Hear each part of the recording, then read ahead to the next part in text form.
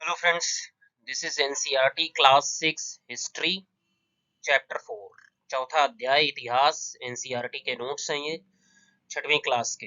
तो exam perspective से, prelims perspective से, सिविल सर्विसेज और भी सारे एग्जाम्स हैं जैसे पेट, उनके हिसाब से तो जो मेन पॉइंट्स हैं उस चैप्टर के वो कंपाइल किया है मैंने। तो बुक्स एंड बरियल्स, चैप्टर का नाम है books and burials.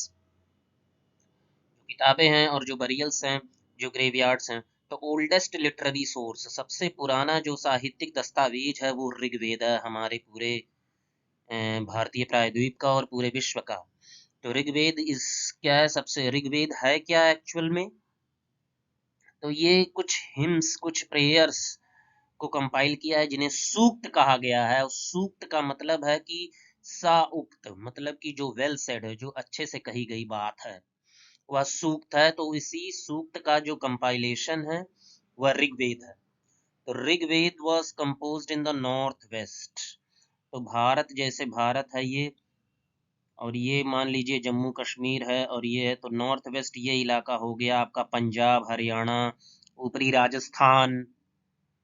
North west में जो है इसको कंपाइल किया गया।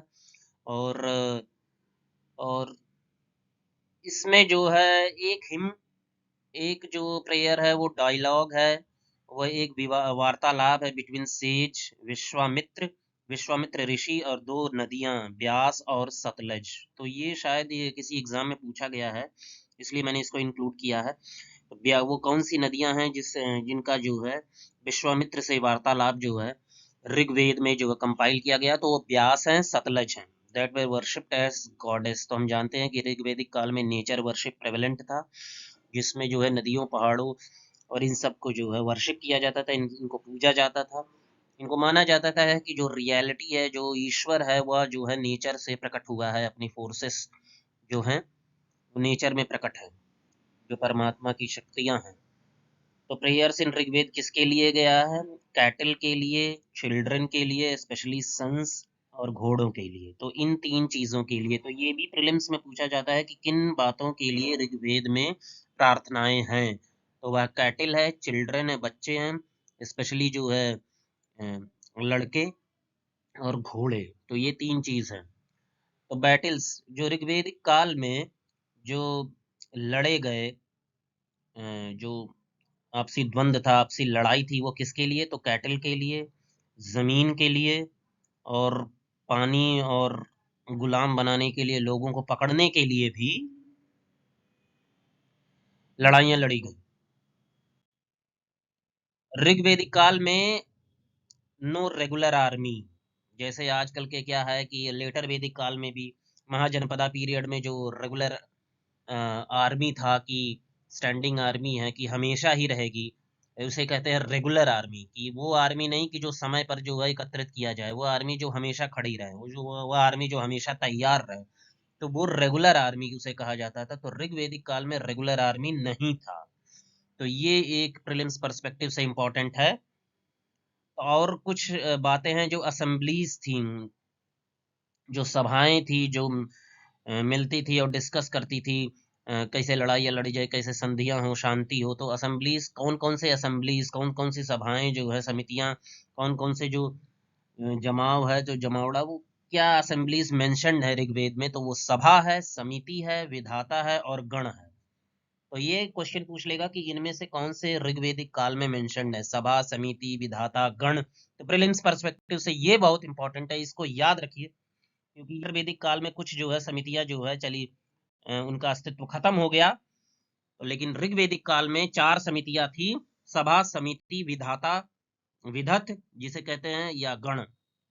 तो सभा क्या था? सभा कमेटी था फ्यू इंपॉर्टेंट इंडिविजुअल्स का, कुछ विशेष लोगों का जो है, जैसे आजकल के क्या है, कैबिनेट मिनिस्टर्स हैं, या नगर पालिका में कुछ लोग हैं, मतलब हर स्तर पे।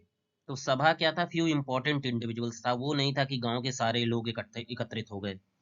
तो sabha and samiti acted as checks on the arbitrary rule of kings, मतलब कि राजा के जो है निरंकुशता पर ये जो है एक चेक्स था, एक एक एक ओवरसाइट मैकेनिज्म था, कि राजा अगर जो अपनी हदें ना पार करे, कानून के हिसाब से चले, परंपराओं के हिसाब से चले, तो उसको गाइड करने के लिए, उसे मार्गदर्शन करने के लिए सभा और समिति थी।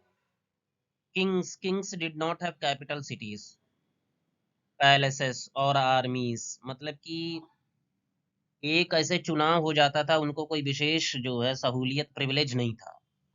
बस केवल लीड करने के लिए किसी एक आदमी को जिम्मेदार ठहरा दिया जाता था कि ये डिसीजन लेगा, और ये कमेटी है, ये समिति है, इन समितियों के हिसाब से, मतलब नेम से के लिए कि उसका मुहर लगे। उसके पास कोई अपना जो है मकान, कोई अपना राजमहल नहीं होता था, कोई अपनी उसकी आर्मी नहीं होती थी, कोई कैपिटल नहीं होता था, कोई राजधानी नहीं थी कि वहां राजा रहेगा।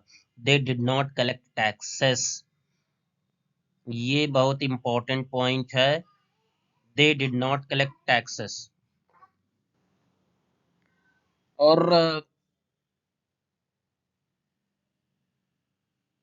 पीपल को क्या कहा गया, जन या विश्व?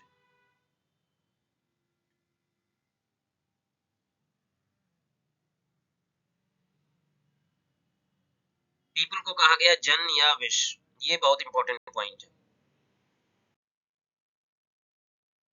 और मेगालिथ, ये बरियल्स हैं जो उस चैप्टर में मेंशन्ड है कि मेगालिथ्स हैं क्या। तो जैसे कि हम जानते हैं कि लिथ क्या होता है, स्टोन को कहा जाता है, लिथोस। लिथोस स्टोन को कहा जाता है, मेगा मतलब कोई कोई चीज जो बहुत बड़ी है। तो stone boulders are known as megaliths, literally big stones, बड़े पत्थर। बड़े पत्थरों को मेगालिथ कहा जाता था। तो इनको जो है बहुत बड़े बड़े पत्थर, जहां पर जो कोई दफनाया गया हो वहां पर रख दिया जाता था। जैसे पिरामिड था, तो पिरामिड तो बहुत बड़ा था, तो वहां पर बनाया जाता था। लेकिन यहाँ पर क्या है कि जैसे कोई दफनाया गया हो, कि वहां पर बहुत बड़े बड़े पत्थर रख दिया जाता था कि दूर से पता चल जाए कि यहाँ पर आदमी गड़ा हुआ है, यहाँ पर उसकी समाधि बनी हुई है। तो mark burial sites, the practice of erecting megaliths began about 3000 years ago, मतलब 1000 BC। It was prevalent through out the Deccan, south India, north east और कश्मीर। मतलब कि केवल ये साउथ इंडिया में नहीं था, जैसा कि धारणा है कि ये साउथ इंडिया में मेगालिथ का कल्चर था, ये कश्मीर में था, और ये एनसीईआरटी कह रहा है। नॉर्थ ईस्ट में भी था, तो डेक्कन में भी था, केवल साउथ, डीप साउथ में नहीं था कि तमिलनाडु जो है लोअर आंध्र प्रदेश वगैरह में है। Generally the dead were buried with distinctive pots which are called black and red ware, इसीलिए 1000 BC के कल्चर को black and red ware culture कहा जाता था, जो 1500 BC से लेके। Also found are tools and weapons of iron and sometimes skeletons of horses, horse equipment and ornaments of stone and gold। तो ये कुछ बातें हैं, ये ऐसे एक्चुअली इसलिए एनसीईआरटी में मेंशन है, और ये इंपॉर्टेंट है प्रीलिम्स पर्सपेक्टिव से, क्योंकि एक स्टेटमेंट दे सकता है कि क्या ऑर्नामेंट्स पाए जाते थे मेगालिथ्स में स्टोन और गोल्ड के।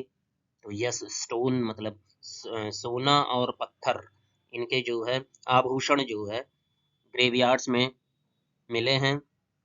औजार भी मिले हैं आयरन के, लोहे के, जैसा कि हम जानते हैं कि लोहा जो है 1000 BC में जो है अपना मार्क, अपना जो है उसका यूज शुरू हुआ। तो this was class 6 history chapter 4, books and burials.